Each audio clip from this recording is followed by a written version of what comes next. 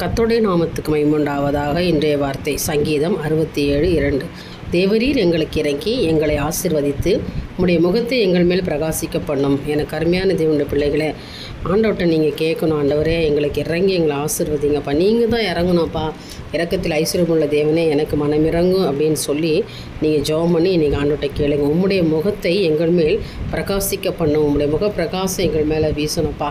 அப்படி இருக்கும்போது இருளெல்லாம் மறைந்து ஒரு வெளிச்சம் காணப்படும், ஒரு பிரகாசம் காணப்படும்.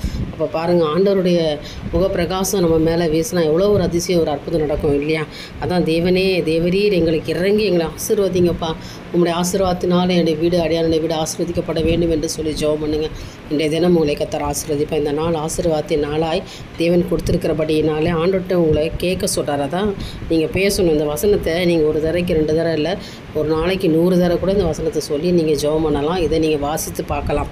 தேவரீர் எங்களுக்கு இறங்கி எங்களை ஆசீர்வதித்து உங்களுடைய முகத்தை எங்கள் மேல் பிரகாசிக்க பண்ணும் அப்படின்னு நீங்கள் சொல்லுங்கள். நிச்சயமாக இந்த நாளில் கர்த்தர் உங்களை ஆசீர்வதிப்பாராக. தேவனுக்கே மகிமை உண்டாகட்டும். ஆமென்.